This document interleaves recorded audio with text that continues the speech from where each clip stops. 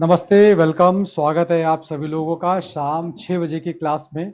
और अब हम लोग धीरे धीरे करके नवरात्रि के अंतिम दिन पर हैं।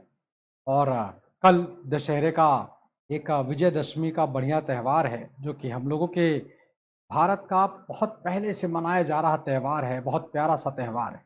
तो इस त्यौहार को लेकर, इस फेस्टिवल को लेकर आप लोगों को पहले तो ढेर सारी शुभकामनाएं। और इस पूरे हफ्ते के दौरान, इस पूरे समय के दौरान जो माता रानी का आशीर्वाद हम लोगों को मिला, उस आशीर्वाद का हम लोग सदुपयोग करें और अपनी परीक्षा में आगे बढ़ने में जो भी योगदान मिल सकता है, उस योगदान को आगे बढ़ाते हैं। और आज का विषय जो है, वो विषय है सोशियो रिलीजियस रिफॉर्म मूवमेंट, जिसके बारे में हम लोग ने कल भी पढ़ा था। कल की भी क्लास में पढ़ा था हम लोगों ने सामाजिक धार्मिक सुधार आंदोलन, जिसमें मैंने आपको बताया था कि यही वो दौर है, यही वो समय है जब भारत वास्तविक तौर पर मॉडर्निटी, आधुनिकता के दौर में, मॉडर्न एज में प्रवेश करेगा। यही चीजें जब यूरोप में हुई थी, रोम में हुई थी, तो जिसे हम लोग कहते नहीं थे रेनेसेंस, कुछ जगहों पर रेनेसांस, कुछ जगहों पर रेनेसा बोला जाता है।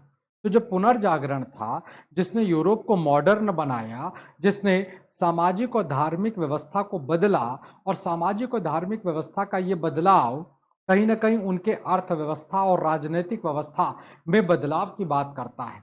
वही चीज हम लोगों ने अपने भारत में भी देखा। पर कितना था कि यूरोप ने 300 साल पहले इस काम को कर लिया, रोम में 300 साल पहले हो गया, हम लोगों के देश में ये बात 300 साल बाद आया। तो हम लोग मॉडर्न हुए, लेकिन अंग्रेजों से करीब करीब 300 साल बाद आधुनिकता के दौर में पहुंचे। तब तक हम लोग मेडिवल इंडिया में रहे। ऐसा नहीं कि यूरोप में, यूरोप के इतिहास में मेडिवल नहीं था, एंशियंट नहीं था, या मॉडर्न हिस्ट्री नहीं। उनके यहाँ भी इतिहास का यही क्लासिफिकेशन है, हमारे यहाँ भी इतिहास का यही क्लासिफिकेशन है। तो लगभग लगभग क्लासिफिकेशन तो वही है, जो वहां पर था, जो यहाँ पर है ना। अब जैसा हम लोगों ने कल पढ़ा, कई सारे सामाजिक सुधार, धार्मिक आंदोलनों को पढ़ा, उसी क्रम को हम लोग बढ़ाते हुए आज उसी सिस्टम को आगे पढ़ते हुए चलेंगे। तो एक बार फिर से आप सभी लोगों को गुड इवनिंग, आप सभी लोगों को नमस्ते, और आप सभी लोगों का स्वागत है। और हम लोग अब अपने कल की प्रक्रिया को आगे बढ़ाते हैं, और कई सारे सोशियो रिलीजियस रिफॉर्म को लेकर जो बातें हुई हैं, जो इंस्टीट्यूशंस बने हैं, उनकी बात करते हैं। चलिए तो शुरुआत करते हैं। और आज का जो पहला सामाजिक सुधार आंदोलन का संस्था है, वो है थियोसॉफिकल सोसाइटी। 1875 में इस संस्था को अमेरिका, न्यूयॉर्क में बनाया गया, अमेरिका में बनाया गया। इसके फाउंडर के नाम पर अगर देखा जाए तो ब्लावास्की मैडम ब्लावास्की, जो कि एक रशियन लेडी हैं, और कर्नल अर्काट, जो कि एक अमेरिकन व्यक्ति हैं। इन लोगों के द्वारा इस संस्था को बनाया गया। थियोसॉफिकल, थियो यानी कि थियोसॉफिकल मतलब पुराना, पुराना जो हमारा सिस्टम था, तो उस पुराने व्यवस्था को, जिसे हम लोग रिवाइवलिस्ट कह सकते हैं, तो रिवाइव करना, अच्छी चीजों को फिर से वापस लेकर आना। तो कहीं ना कहीं हम लोगों के वैदिक काल का जो उपनिषद है, जिसे हम लोग वेदांत कहते हैं, तो उस फिलॉसफी को लेकर आना, जिसमें धर्म की कट्टरता नहीं है। समझिएगा मेरी बात को, धर्म है लेकिन धर्म की कट्टरता नहीं। धर्म जो कि जीवन को चलाने का एक साधन है, धर्म जो कि आपके जीवन में कई सारे अलग अलग आयाम लेकर आता है। कट्टरता आयाम लेकर नहीं आती है, कट्टरता उन चेंजेस को रोकती है। कट्टरता जिसे हम लोग रूडनेस कह सकते हैं, जिसे कंजर्वेटिव थॉट कह सकते हैं, वो सिस्टम को, बदलते परिवेश को रोकती है, वो बदलाव को स्वीकार नहीं करती। लेकिन रिवाइवल, और जब भी रिवाइवल होगा तो वो बदलाव के साथ आएगा। तो जो धर्म में कट्टरता आई बीच में, उसे रोकने के लिए, जो कुरीतियां आई उसे समाप्त करने के लिए, एक बार उस अच्छे समाज की ओर चलते हैं जो पुराने जमाने में था, उसी को एक बार फिर से स्थापित करना है। तो प्रेरणा लिया गया हमारे वेदांतों से, हमारे उपनिषदों से। और भारत में थियोसॉफिकल सोसाइटी को अटेंड करने का, या इसको आगे बढ़ाने का काम किया गया एनी बेसेंट के द्वारा। 1882 में एनी बेसेंट अपने पति, जो कि एक कैथोलिक पादरी, कैथोलिक प्रीस्ट हुआ करते थे, उनसे तलाक लेकर निकल आई हैं। भारत में जो मद्रास का इलाका है, अडेयार, नाम का जगह है, वहां पर वो इस संस्था को आगे बढ़ाती हैं। तो इसका मुख्यालय अमेरिका में, अंतर्राष्ट्रीय मुख्यालय अमेरिका में, लेकिन भारत का जो मुख्यालय बनता है वो बनता है आपका मद्रास अडेयार में। और धीरे धीरे करके ये आंदोलन पूरे भारत में एनी बेसेंट के द्वारा फैला दिया जाता है, और जिसमें वही एक बार जैसे हमारे स्वामी दयानंद सरस्वती कहते हैं, बैक टू वेदास, वेदों की ओर लौटो, क्योंकि वो बड़ा ही अच्छा सोसाइटी था। ये भी वही बात कह रहा है। तो लगभग लगभग विचारधाराएं एक जैसी है, मिलती जुलती। अगली संस्था की ओर चलते हैं, सेवा सदन। सेवा सदन जो कि महाराष्ट्र में पुणे वाले इलाके में इसका प्रभाव आपको दिखाई पड़ेगा। बहराम जी मालाबारी के द्वारा सेवा सदन का स्थापना किया गया। जो सामाजिक कुरीतियां हैं, कुरीतियां क्या हैं? बच्चों का विवाह जिसे बाल विवाह कहा जाता है, जाति प्रथा जो कि एक बहुत बड़ा जिसे कहते नहीं है दूरी पैदा करता है, जिसे अंग्रेजों ने डिवाइड एंड रूल कहा। बेसिकली हम बटे थे already, we are already divided, हम पहले से ही बटे हुए थे जाति के नाम पर, कुछ ऊंची कुछ नीची। इनको लेकर इंसान और इंसान का समर्थन किया जाए, न कि जाति व्यवस्था का, जो कि तोड़ने का काम करता है, जोड़ने का काम किया जाए। वर्ण व्यवस्था, अगर आपको याद होगा हम लोग ने एंशंट इंडिया में पढ़ा था, तो वर्ण व्यवस्था हमें जोड़ता था, जबकि जाति व्यवस्था हमें तोड़ता है। तो इसी का विरोध किया जा रहा है कि जोड़ो यार, टूटो मत, जोड़ो। अपने आप को जोड़ ले जाओगे तो दुनिया की किसी भी ताकत का सामना कर लोगे। विधवा पुनर्विवाह का समर्थन किया गया। विधवा वो लड़की, वो महिला जिसका पति मर गया, तो उसको विधवा कहा जाता है। किसी के साथ ये परिस्थिति हो सकती है।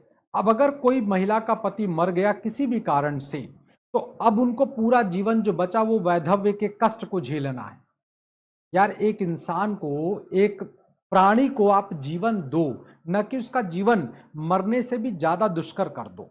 विधवा, अगर बात करें विधवाओं की दशा को लेकर, तो आपको याद होगा एक फिल्म प्रेम रोग, अगर ये फिल्म आपने कभी देखी होगी, टीवी पर अक्सर आती है, तो आप विधवा का कितना जीवन कठिन हो सकता है उससे आप अंदाजा लगा सकते हैं, अंदाजा लगा सकते हैं।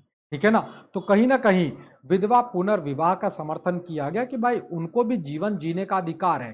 फिर से एक बार वैदिक काल की ओर चले, तो विधवाओं का वैदिक काल की अगर बात करें, तो वैदिक काल में एक व्यवस्था हुआ करती थी जिसे नियोग प्रथा कहती थी, जिसमें जो लड़की या जो महिला विधवा हुई वो परिवार के ही, गोत्र के ही परिवार के लोग विवाह कर देती थी, सलाह मशवरा करके। अच्छी चीज थी, जीवन को आगे चलाइए, रोकिए मत। तो इस कॉन्सेप्ट को रखा गया। तो इस संस्था का उद्देश्य था जो लोगों के बीच भेदभाव हैं, यानी जो इक्वलिटी नहीं इनइक्वलिटी कब तब्दील हो गई है, तो इक्वलिटी को लेकर आना। तो समानता की बात करता है, समानता को लेकर आगे की बात करता है। और देखो जब समानता आएगी, कुरीतियां दूर होंगी, तो समाज का कल्याण भी होगा। सोशल वेलफेयर अगर बात करें, तो सोशल वेलफेयर क्या है? लोगों का कल्याण ही सोशल वेलफेयर है। मेडिकल फैसिलिटीज को आगे बढ़ाने की बात कही गई, क्योंकि अंग्रेजों के आने के बाद कई सारी मेडिकल फैसिलिटीज आई, पहले से थी, लेकिन उनमें कुछ और चीजें आ गई। तो मेडिकल फैसिलिटीज यानी लोग को इलाज मिल सके, बिना इलाज के कोई व्यक्ति मर ना जाए, ऐसी बातों को जोर दिया गया। बहराम मालाबारी जी के द्वारा गुजराती भाषा में नीति विनोद जैसी चीजें और गुजरात और गुजराती नामक कविता को लिखा गया, है ना? तो एक अच्छे लेखक भी हुआ करते थे बहराम जी मालाबारी साहब। चलिए भाई, परमहंस मंडली जिसे स्थापित किया गया था आत्माराम पांडुरंग के द्वारा, महाराष्ट्र के एक बहुत बड़े सोशल रिफॉर्मर रहे।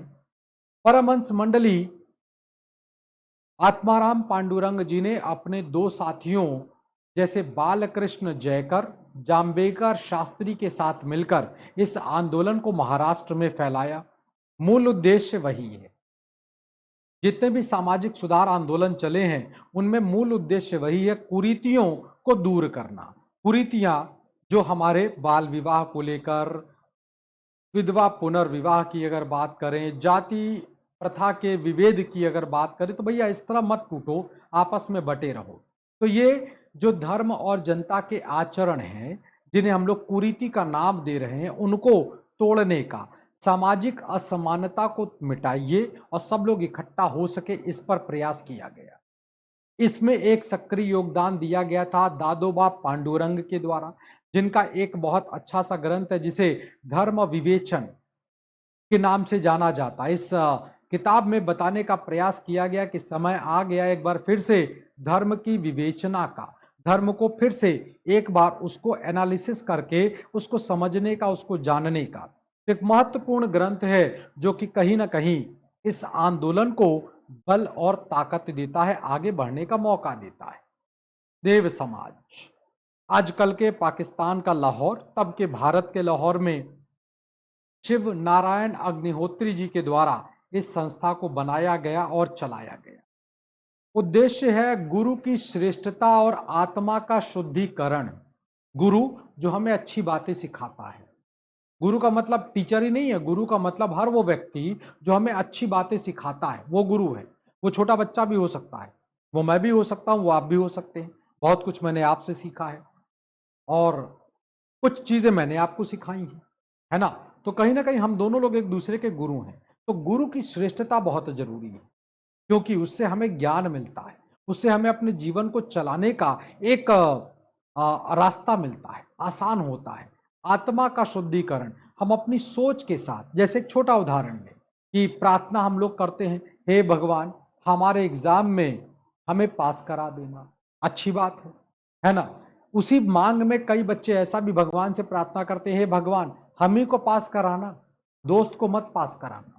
ठीक है, तो इस तरह का, यानी हम दूसरों के प्रति जो एक अलग व्यवहार लेकर चलते हैं ना, जो गलत है उसको लेकर हम अपने लिए अच्छा सोचें, बहुत अच्छी बात है, लेकिन हम दूसरे के लिए खराब सोचें, बिल्कुल गलत है। तो आत्मा का शुद्धिकरण बाय सोल प्योरिटी की बात कही जा रही है, यानी हम लोगों के लिए अच्छा सोचें और उन लोगों में हम भी आते हैं तो सबके लिए अच्छा सोचा जाए।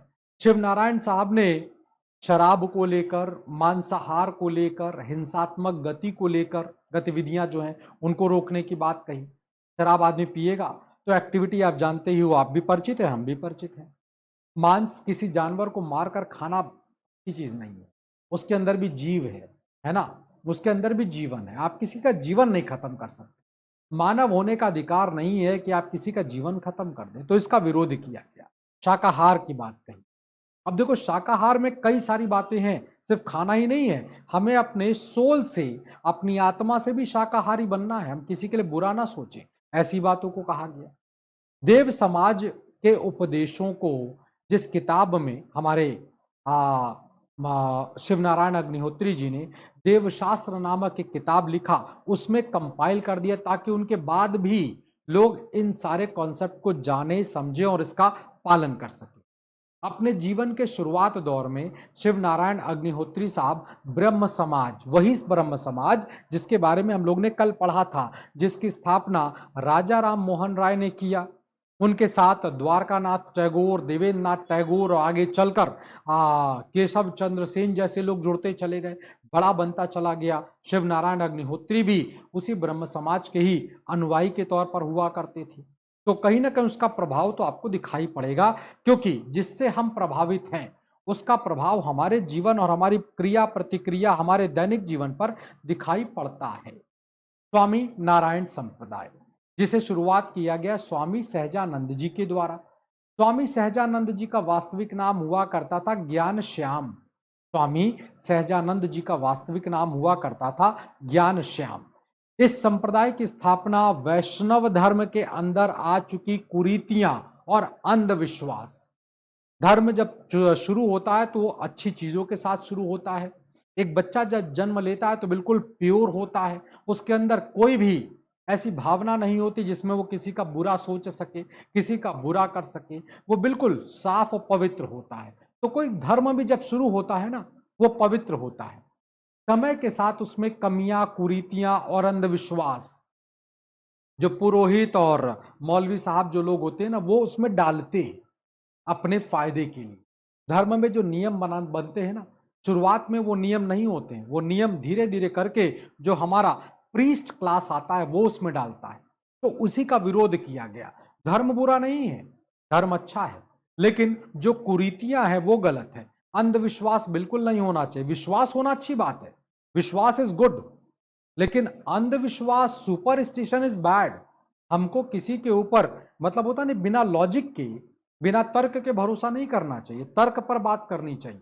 यही तो रेनेसा, यही तो है पुनर्जागरण, यही तो है जब हम अपनी सोच के साथ जब मैच करते हैं कि अच्छा ओहो ये चीज, और ये चीज आपको अपने एग्जाम में भी दिखाई पड़ेगी।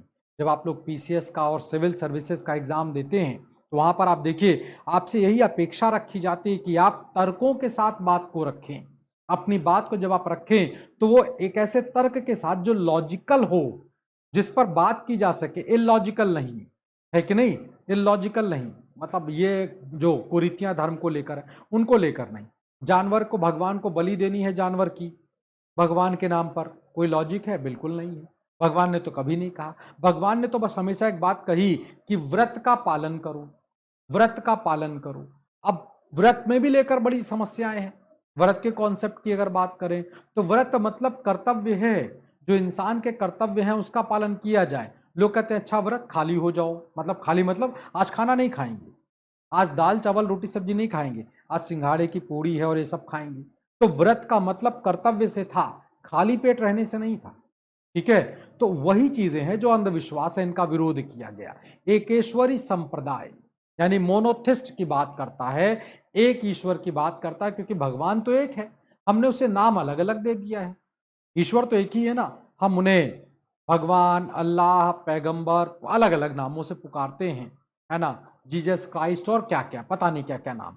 तो भैया भगवान एक है, इस बात को कहा गया, और भगवान अगर एक है तो उसने एक ही बात कही है कि मानव जीवन के कर्तव्यों का पालन करो। इसी बात को स्वामी नारायण संप्रदाय में बताया गया।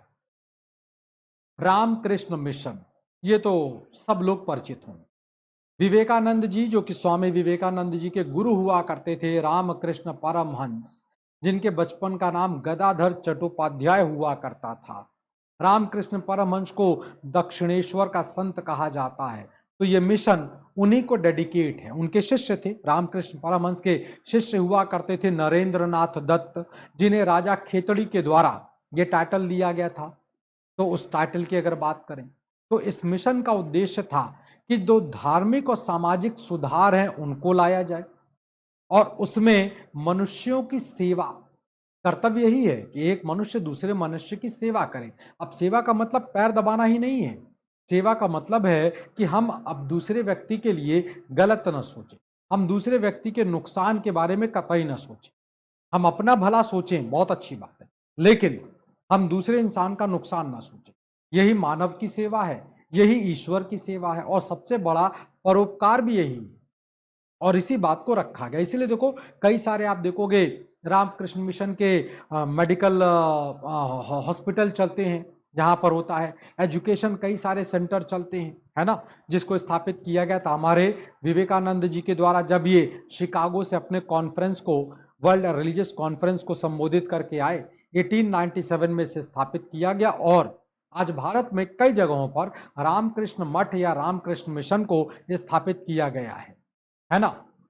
सर्वेंट ऑफ इंडिया सोसाइटी, इस संस्था को बनाया गया हमारे गोपाल कृष्ण गोखले के द्वारा, और इसका उद्देश्य यह था कि अंग्रेजी सरकार के साथ लड़ना और लोगों को प्रेरित करना कि अंग्रेजी सरकार के जो गलत नियम, जो हमें बेरोजगार बनाते हैं, जो भारत को, जो कि सोने की चिड़िया का इलाका था, जो भारत का धनाढ्य वर्ग था, जो लगातार अंग्रेजी सत्ता की वजह से कमजोर पड़ता जा रहा, उसका सामना करना है। तो बेसिकली राष्ट्रीयता की भावना को जगाना, अंग्रेजों से लड़ना, इस ये उद्देश्य इसके लिए बनाया गया था सर्वेंट ऑफ इंडिया सोसाइटी।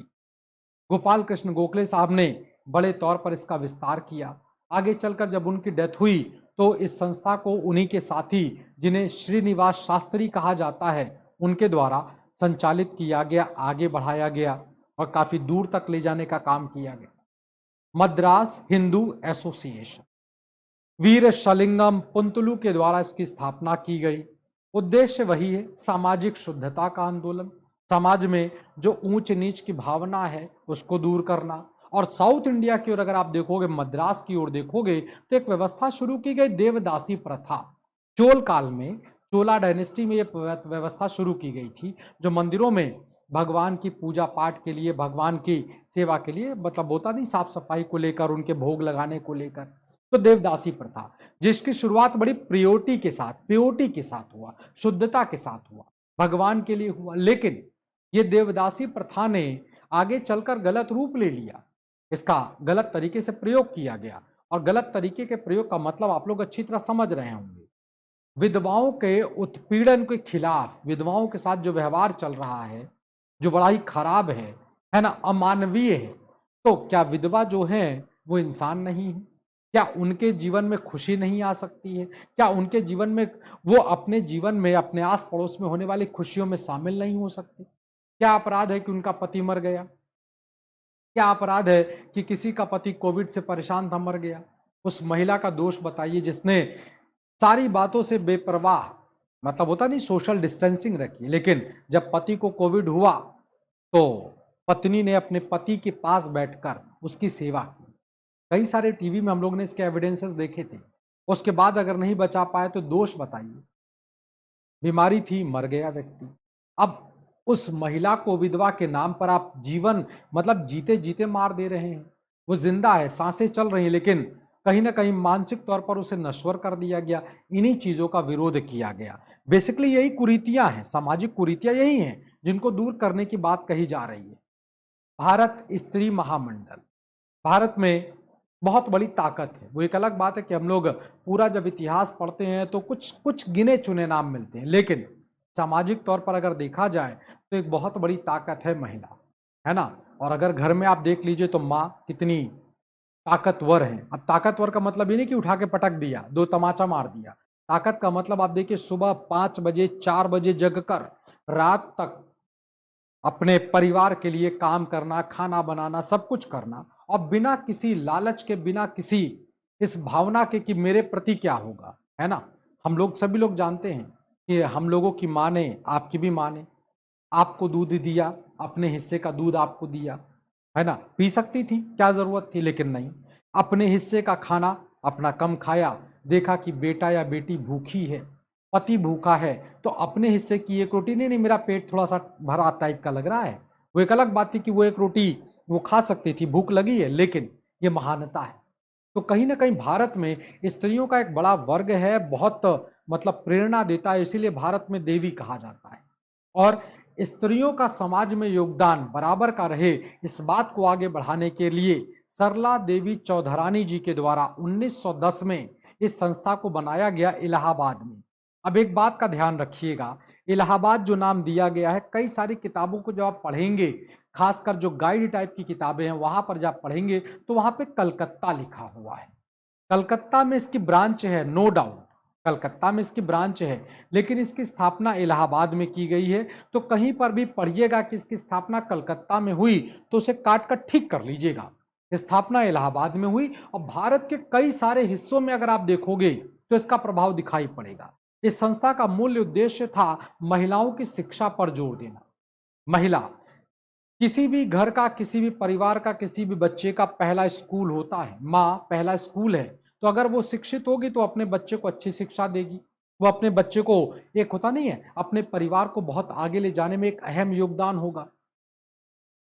अहम योगदान में कई बार हम लोग अर्थव्यवस्था को जोड़कर देखते हैं। अर्थव्यवस्था मतलब नौकरी करना, मतलब पैसे कमा कर लाना, बिल्कुल नहीं। वो उसका एक पार्ट हो सकता है, लेकिन अगर आप पूरी बात करें, अगर कहीं पर आप लोगों में से कई लोगों की माँ जो होंगी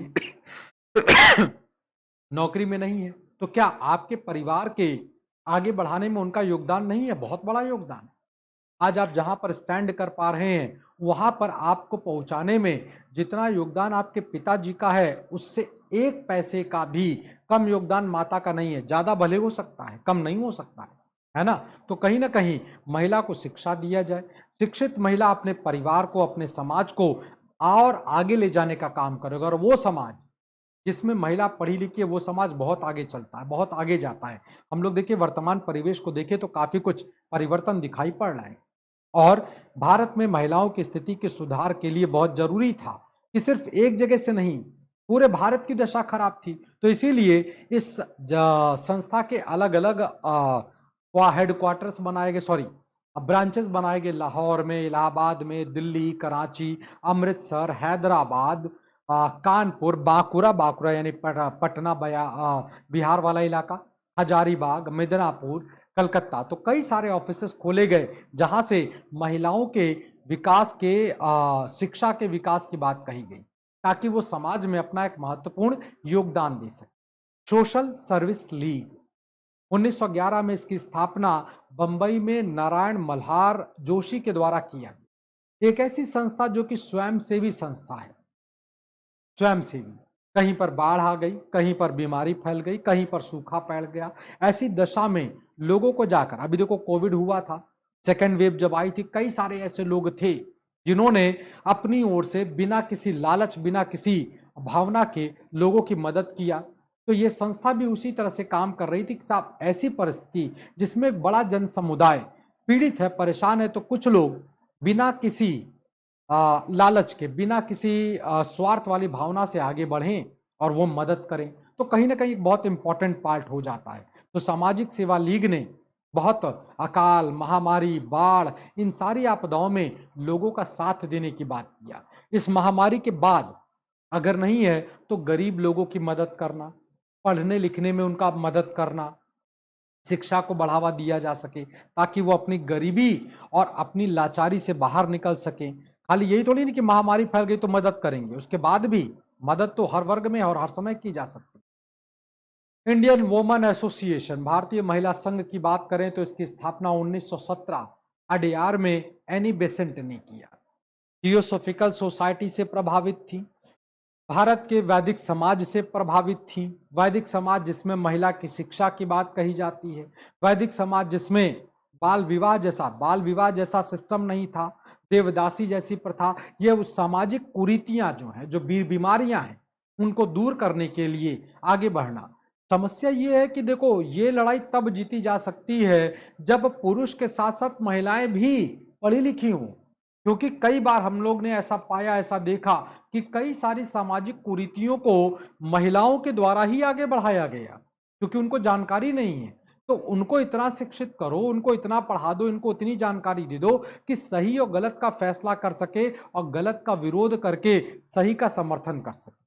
इसलिए इस संस्था को बनाया गया। भारत स्त्री वाला जो सरला देवी चौधरानी वाला जो था, उसका भी उद्देश्य यही था कि जब तक शिक्षा नहीं होगी तब तक हम लोग, कुरीति कोई है तो वो रीति कुरीति है, अगर जानकारी नहीं है तो रीति है, और जानकारी है तो कुरीति है, बस इतना ही तो अंतर है।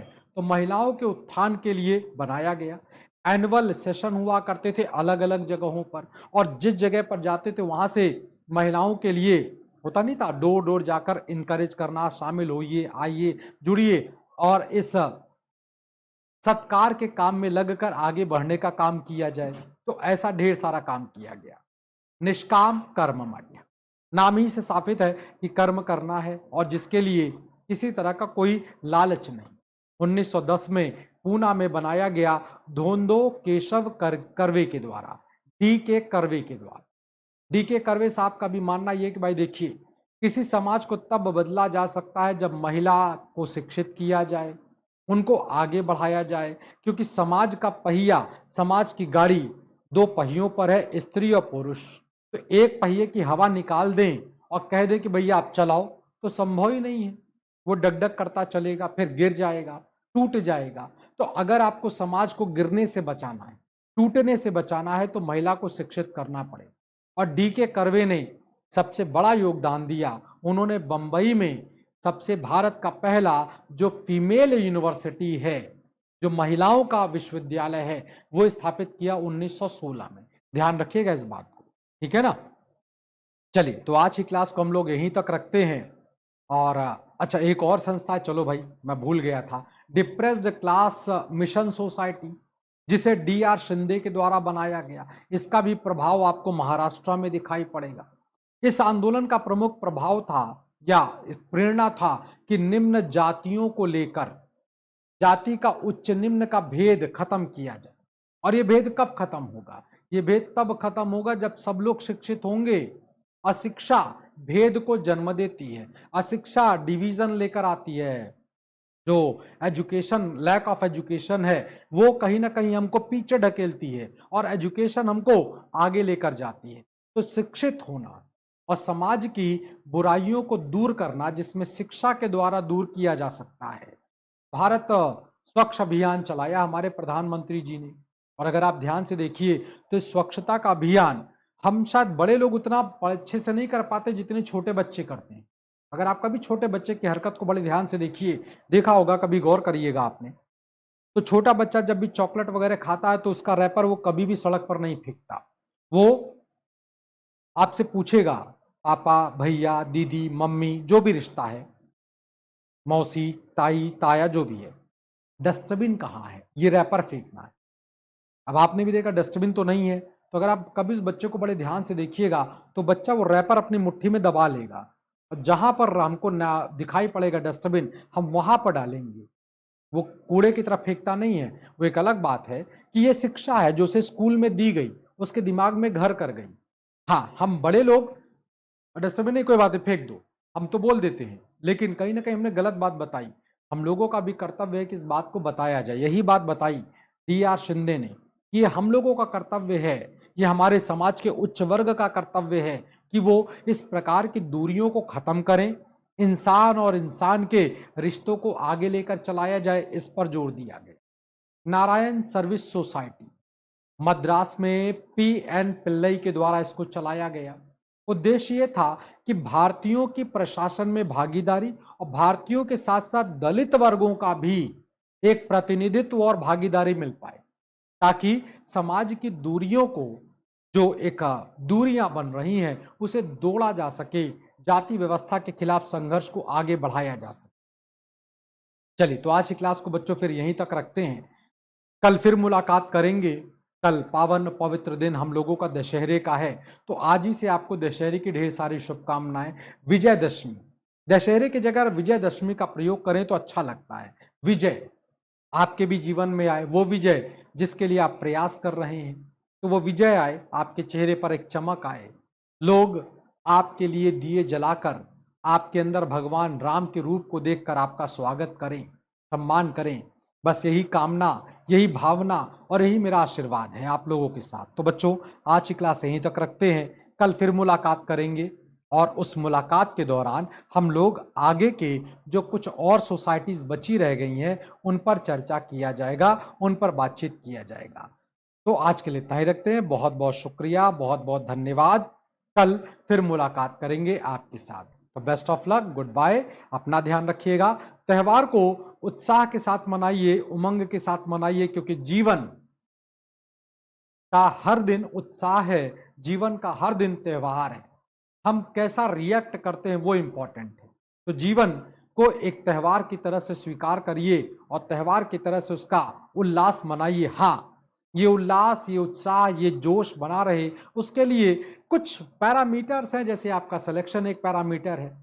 बस इसको भी, अपनी परीक्षा को भी एक आप फेस्टिवल की तरह से लीजिएगा, इसको भी सेलिब्रेट करिएगा। तो ढेर सारी शुभकामनाएं, कल मुलाकात करेंगे। Good night, best of luck.